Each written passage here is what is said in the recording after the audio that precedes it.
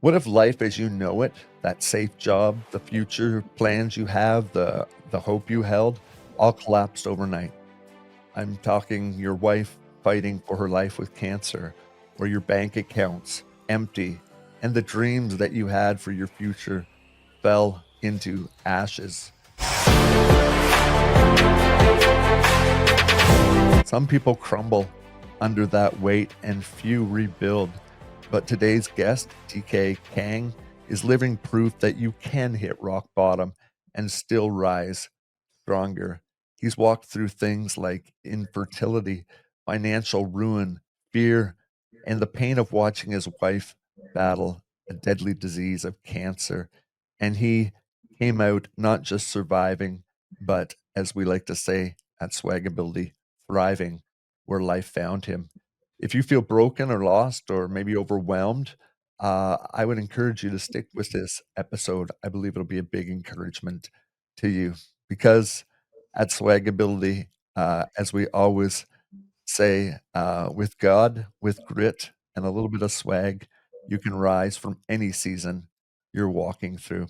Um, DK, it's an absolute blessing to have you join us today. And you're an author, um, mixed martial arts, a public speaker, and a faith-fueled fighter who I admire, who has rebuilt his life and having gone through such hard seasons. So appreciate you hanging out with us for a few minutes. Yeah, well, thank you for having me on your show. Yeah, It's a great honor. well, likewise. Um, you've lived through, like I said in the intro, seasons that probably would have crushed most people. Kind of reminded me of a modern day Job. Mm. But in just a short time, we're not talking over a full length. It happened in like quick succession. So thing, it's just it's been interesting to study your life. And what about your wife's cancer diagnosis, the job loss, the financial things that collapse? What kept you from breaking when life seemed to keep breaking like all around you? What held you together? Or were there times where it's okay to not be okay? Yeah, I mean, I'm human. I mean, it's Sure. it's okay not to be okay. I mean, Absolutely. you know, like I said, I'm human. I'm very imperfect, but something that did kind of get me through it. I mean, we're still kind of going through some stuff right now, but Mm. just clinging on to faith. For me, a daily routine of mine is open my Bible up and read every morning. Uh, Amen. you know because for me, like when I rely on my own strength, that takes me down just different paths that I shouldn't be. I go down depression or anxiety. And the God's word says, cast all your anxieties onto him.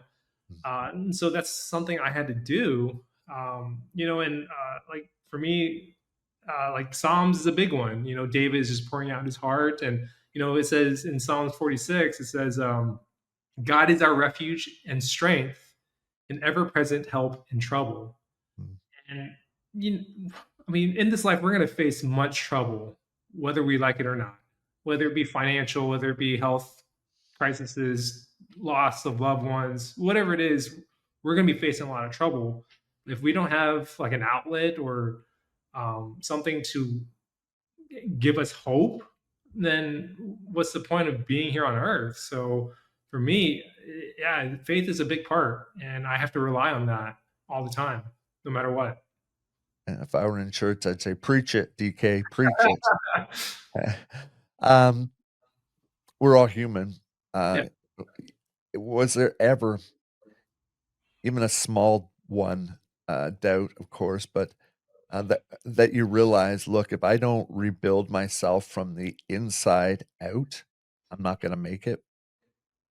Yeah, I mean, for me, so much starts with your inside, with your Yeah. mind.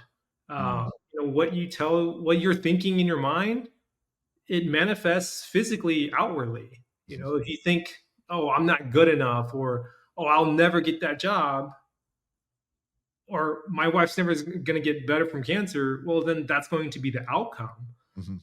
So for me, yeah, I always, the Bible talks about, transform your mind to renew it. Mm. And so for me, I'm human. I have to continue to renew my mind.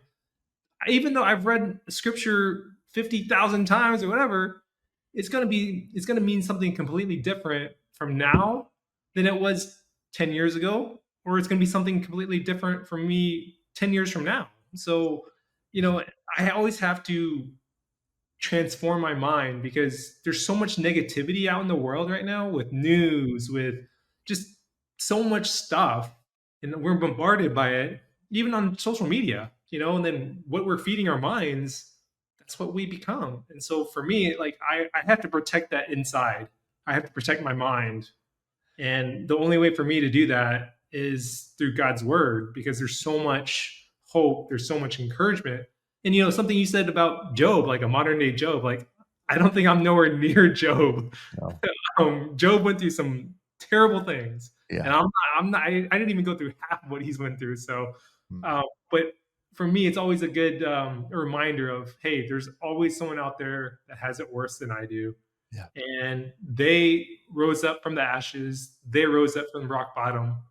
Why can't I? Mm. That's a theme quite often. Julie and I say it in a different way, but we often say, um, like, we don't wanna waste our scars. Like, Yeah. scars are given, because of life circumstances, but there's someone else out there that's walking that same battle, if not worse, Mhm. and, it gives you a new platform to be able to say, "I can empathize with you," and or, "Here's where we found help." You talk about, a lot, about gratitude in the fire. Yeah. Not once the storms passed, not, when it's right beginning, but you talk about um, gratitude in the fire in the middle of these life storms. What does that look like when you're exhausted or when someone's grieving Yeah. or when you're angry? What does that look like walked out for a person that's living, uh, going through that and is trying to figure you out, trying to figure me out, how we can make these statements. Yeah. Yeah. So for me, I think, having gratitude in the fire, whatever it may be, like, cancer, job loss of loved ones. I mean, whatever it is, Mm, for me, I always find that there's always something to be grateful for. mhm, It could be something as something so small, like I'm able to breathe today. mhm. Give you an example. My dad went through pancreatic cancer, and he was diagnosed in 2022 and passed in 2023. The most And painful of all cancers. yeah, it was. And but for me, I actually got to see my dad's last breath, and it just reminds me of like how essential breathing is to our lives. Mm, I talk about this in my mindset metamorphosis book about mindful breathing. Breathing is something that we absolutely have control of, and we absolutely have no control of. Like we don't have to think about when we breathe when we sleep, but we can also really bring down our stress hormones when we actually actively mindful breathe. And taking deep breaths into your nose, exhaling out your mouth. And for me, I just had to be grateful for like the breath in my lungs. Because when you hold your breath for like 30 seconds, you're like, oh, I need to breathe, and so breath is so it's essential. And mhm, even just finding gratitude in like simple things like gratitude for your meals. mm, Um, you know, for the hands that made it or how it got onto your plate. Things like that, like simple, small things to be grateful for. And something my wife and I we practice every night is just, hey, what are three things that you're grateful for today? And that really like transforms our mind to start thinking of like not all the negative, but hey, there's still positive in the world. mhm, There's something positive that happened in our daily life. We just have to look for it and spend that time to actually be grateful for it. I just lost, if not my best friend, one Mhm. of them, one of my best friends, Trevor, and that man was riddled with cancer everywhere in his body. I'd find it hard to find an organ that didn't have a skin, just riddled. Yet he would get up every day, uh, right up until about the final 2 days. He passed very quickly at the end, and he would get out, um, what he would call his blessings book, Mm. and, his sons have it now, but, for the funeral, I was given his blessings book, Yeah. and even in those final couple days, you can see his brain, started off on a theme, and then you get about a sentence and a half in, and then it started to trail off into unlegible or what have you, as the drugs, as the cancer, but right up to the end, that man, would write down something he was blessed for. Um, yeah, it so much reminds me, you talking about scripture, um, Solomon, there's a proverb, he wrote that says, "Better to go to the house of mourning than it is the house of feasting, for in it you will find life." And I'm like, as a teenager, I was like, "That guy's the most warped man in the world." Like, who would wanna go hang out at a funeral parlor as opposed to a party? But his point was, during these times, you spend more time thinking about the important things that matter around you in life, your soul, Yeah. your future, your friends. And so I digress, but those were great reminders, Yeah. that that you mentioned there. Um, let's talk a little bit about martial arts as a lifeline. Mm. You've trained, if I'm not mistaken, in martial arts for 30 plus years, and most people picture that the physical side, the kicks, Mhm. the discipline, the intensity, but you talk about martial arts, as emotional, spiritual, and mental formation.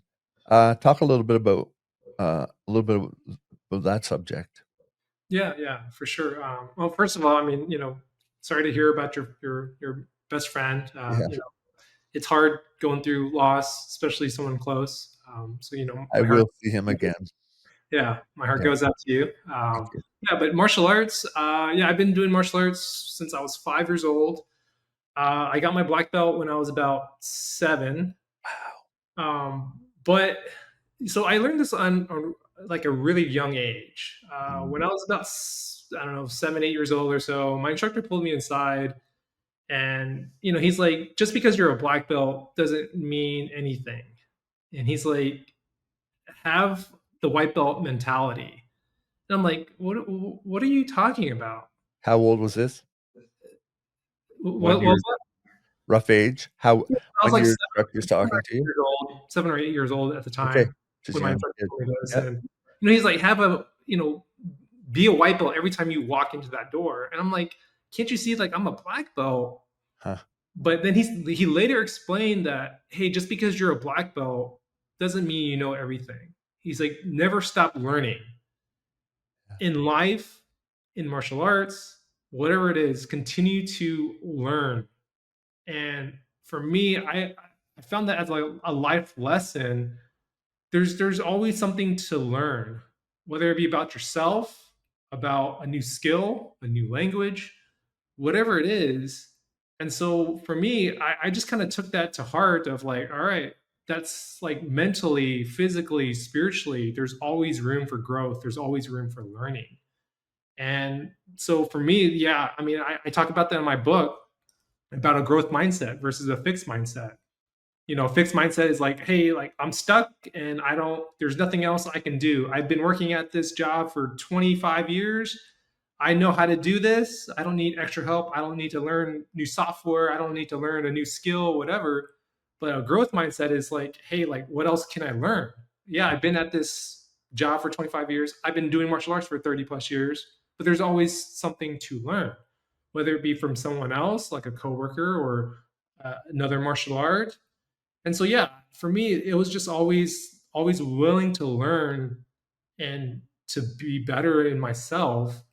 And so yeah, I mean, martial arts is, yeah, you learn the discipline and things like that, but it's really a life skill that you do. I mean, when you're facing challenges, with martial arts, when you're fighting, sparring against like a stronger or faster opponent, what do you do? Do you just give up, or do you just quit?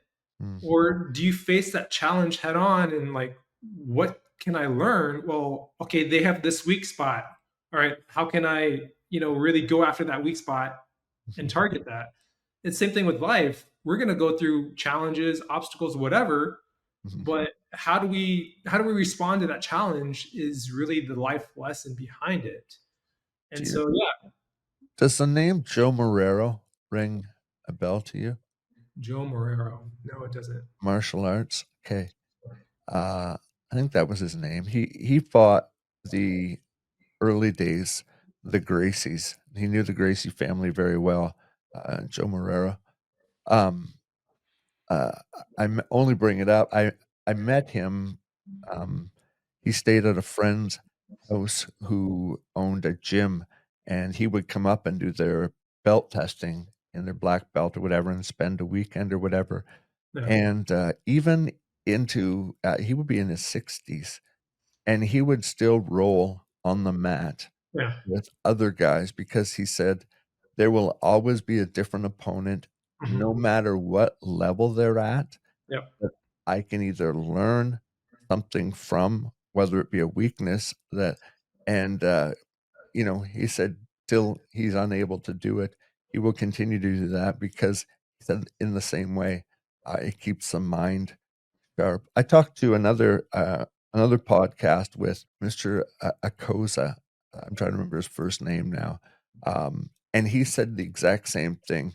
Yeah. He was put on life support, ECMO, the most severe life Mhm. support system, from some fatal infection that almost took him. And he came out and said the same thing. I asked him, "What are some principles you would teach anyone?" And he said, "I would teach them to get into some sort of," he called it a combat sport, but Yeah. something that challenges the body because, Mhm. number 1, it relies on discipline. Yeah. Number 2, it is training which keeps your mind sharp. So I find it very interesting you guys talk the same wavelengths.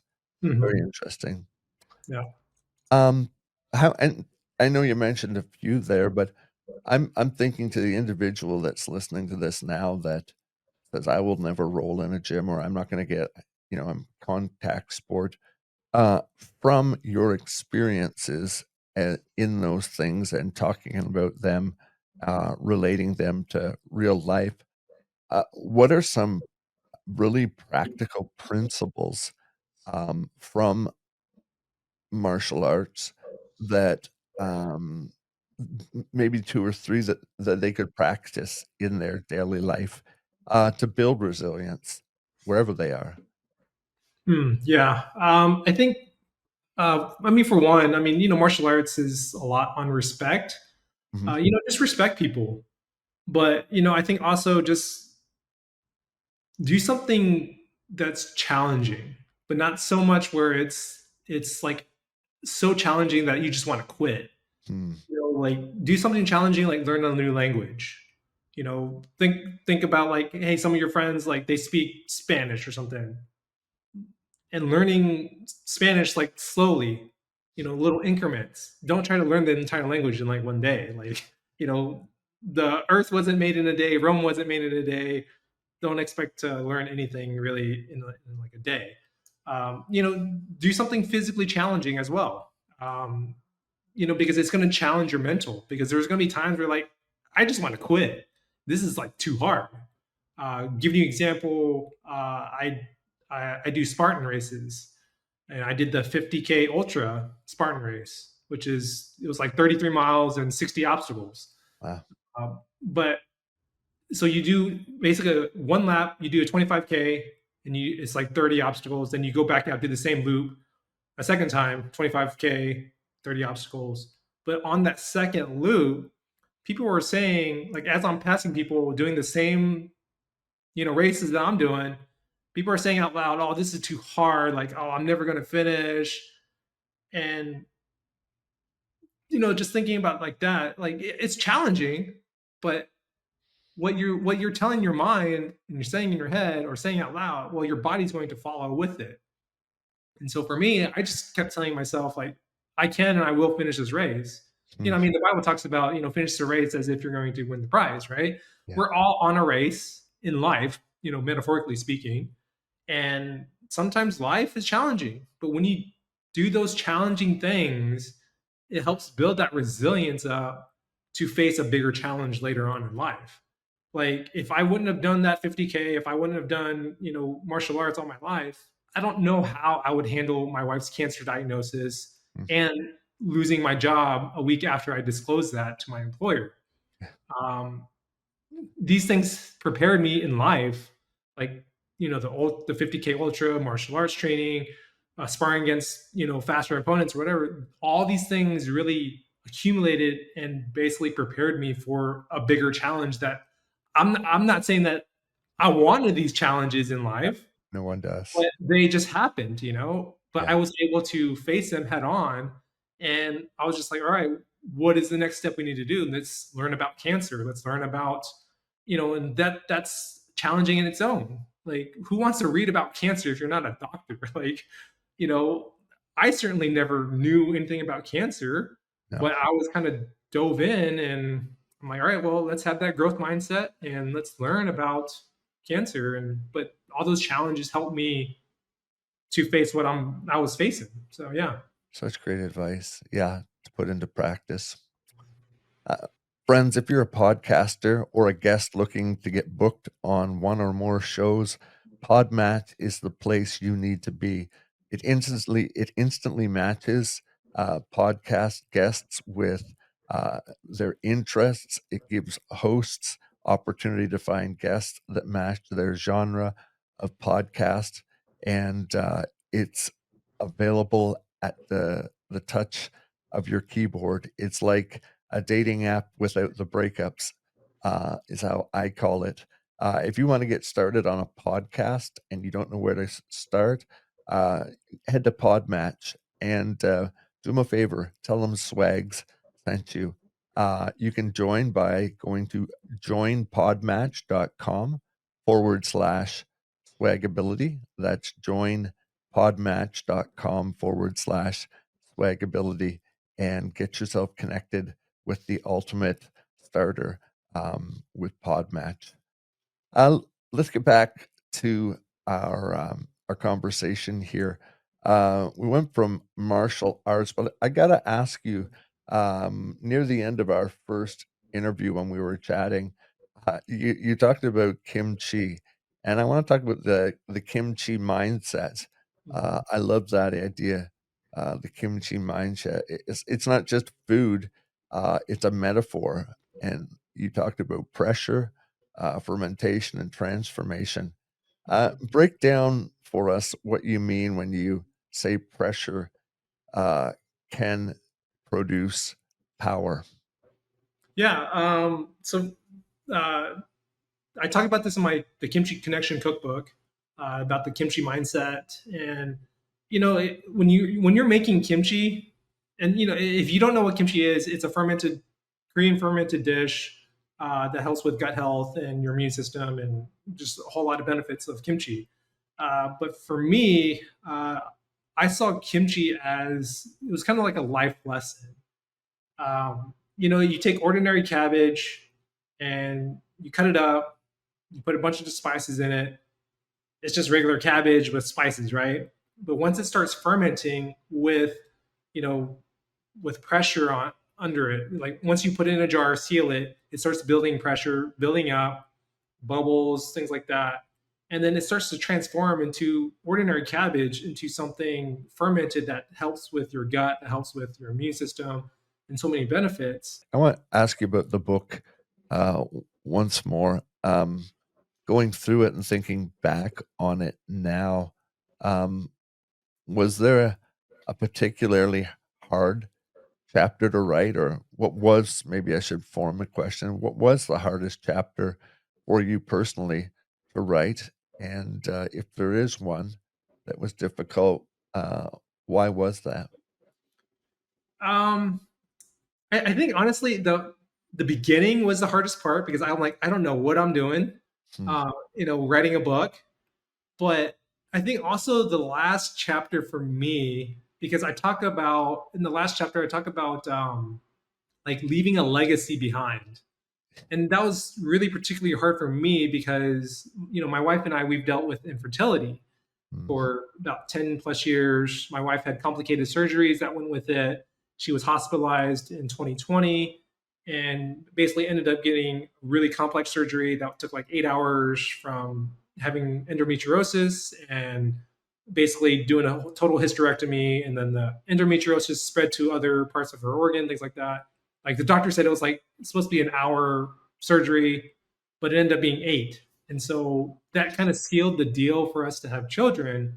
Hmm. And so for me, writing about, leaving a legacy behind, and that kind of made me think about like, all right, well, how do I leave a legacy behind? Because we don't have children. Most people think of leaving a legacy is through your children. And I, I think that was just really hard for me because like I had to really think outside the box of what does leaving a legacy mean to someone who doesn't have children. And I'm like, okay, well, that could be to charity, or that could be to friends' kids, that could be to your friends, whatever it is, that's leaving a legacy. And so for me, I think the beginning was just like the hardest part because I'm like, I don't know what I'm doing. But at the end, because I talk about leaving a legacy, Yeah. and just really had to think outside the box of what that really means because not everybody will have children, not everybody has children. And so I didn't want to make that as like the main priority of what a legacy is. Mhm. And so yeah, I think those two were kind of the particularly hard ones. I talk about resilience in my book as well, but I'm like I'm going through resilience right now. I'm going through hardship. And but it, I guess it wasn't that hard because it was like I'm basically in the fire right now as I'm writing this. So yeah, Mm. We don't look anything the same, but we certainly share a lot in common. This coming week will be the anniversary of, not you celebrated or anything, but when we lost our child, mm, just coming up to Christmas, yeah, and it's hard. yeah, devastating. Yeah, But uh, the question, you reminded me of the question when I heard you say it, when we were saying, why us after spinal cord injury, mm, after parents' cancer, sister cancer, and then a child, losing a child on top of that. But then it was like, but why not us?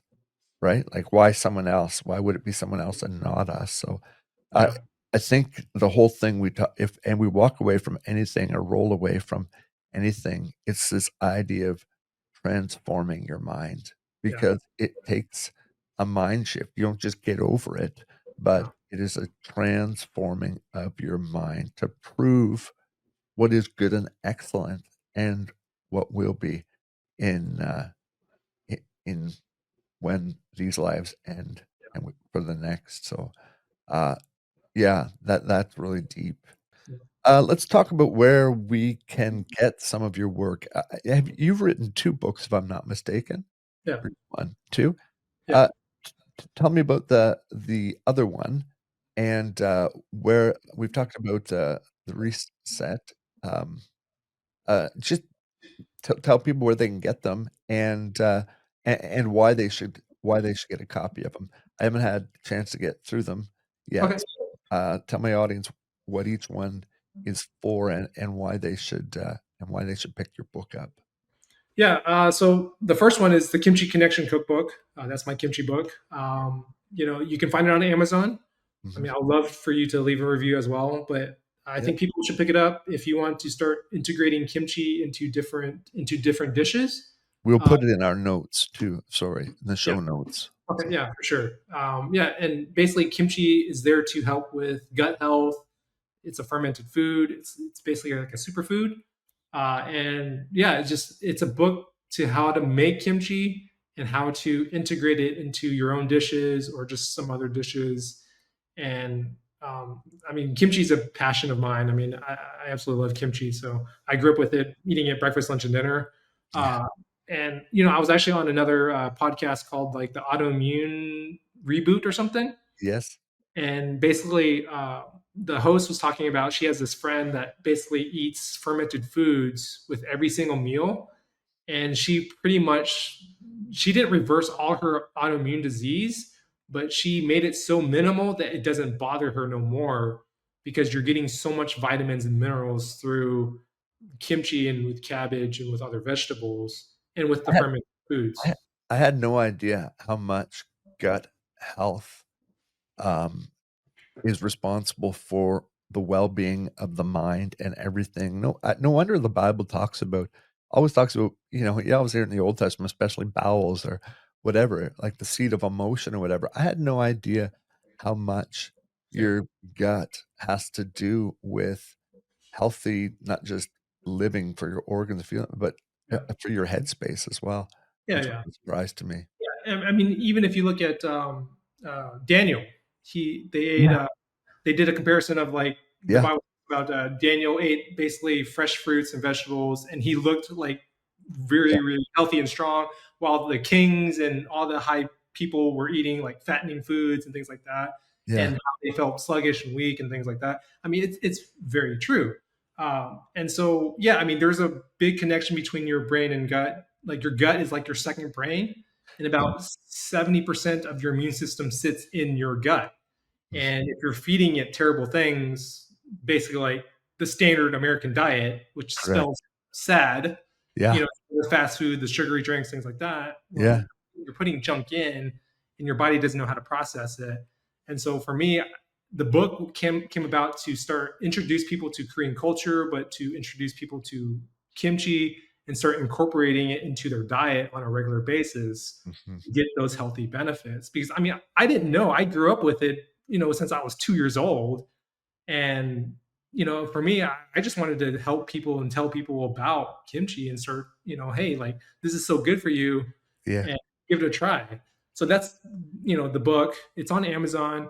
My other book, Mindset Metamorphosis, is on Amazon as well. It's mhm, on Audible, Kindle, and paperback.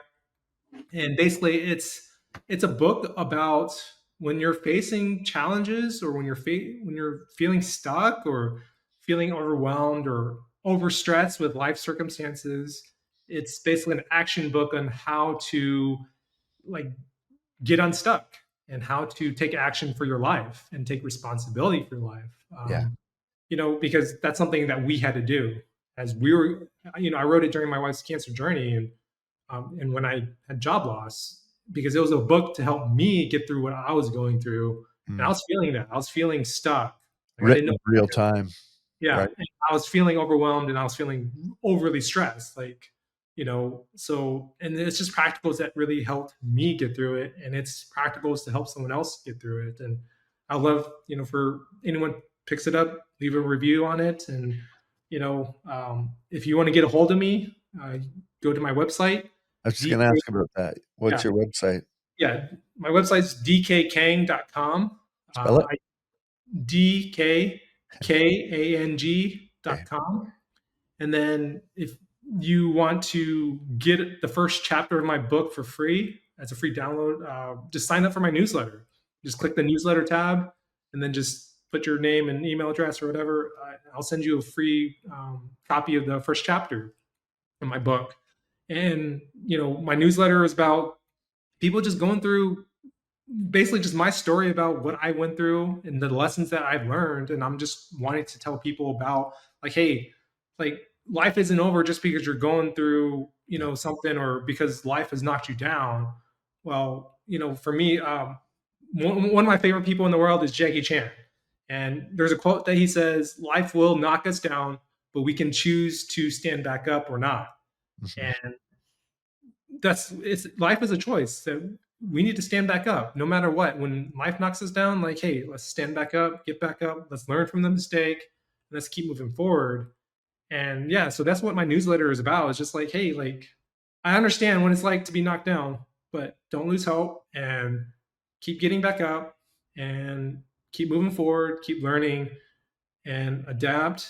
And yeah, and so that's basically what my book is about too. I mean, it's just a whole bunch of practicals in there to help you start taking action for your life. I'm smiling because there couldn't be a better segue into uh, where I'm heading next. Swagability is all about thriving where life finds you.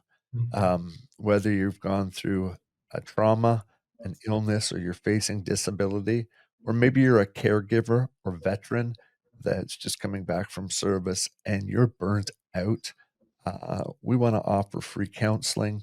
I'm a licensed pastor. We want to offer life coaching to you and whatever adaptive mobility aid or equipment we can get you. And most of all, we want to introduce you to what was the most important thing you could ever hear. And that's about your relationship with Christ. Um, if this conversation has blessed you at all or has encouraged you or challenged you, would you do us a huge favor? Would you subscribe to the Swagability Show and follow us? Give us a like and certainly drop a comment. Every little bit helps the algorithm send more of individuals to our way.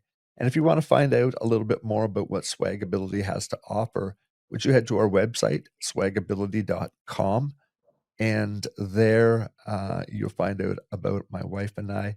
And if God leads you to support our organization, you can certainly donate there, or it will be in the show notes as well, along with all of DK's material, links to his page and his books. DK, thank you for your time. Two last questions. Who's your favorite superhero? Ooh, favorite superhero? Are we talking about American superhero or Any superhero. any superhero? So for me, mine would be Vegeta from Dragon Ball Z. Okay. Uh, Favorite food for a Canadian winter? I don't know where you live, but what would be a favorite food for a Canadian winter? Canadian winter. Ugh, I don't know. I live in Dallas, Texas, so I know. That's why I it caught you off guard. I um, just wondered what people's mindsets are about Canadians and how cold it gets, what we eat. okay. Just Well, I curio guess um, curiosity. because Korea does get cold. For me, it would be kimchi stew, basically kimchi Oh, jjigae. yeah. Yeah. Thank you for just enlightening us on number one, um, what you don't know about Canadian winters, and two, what you do know about your superpowers of getting back up off the mat when life knocks you down. Um, until next time, friends, uh, make sure that you check out everything we have to offer, but stay encouraged. Reach out to someone. Stay faithful. If you don't know what that means, contact us and continue to thrive wherever life finds you. There's a world that needs you, and your story matters. Swags out.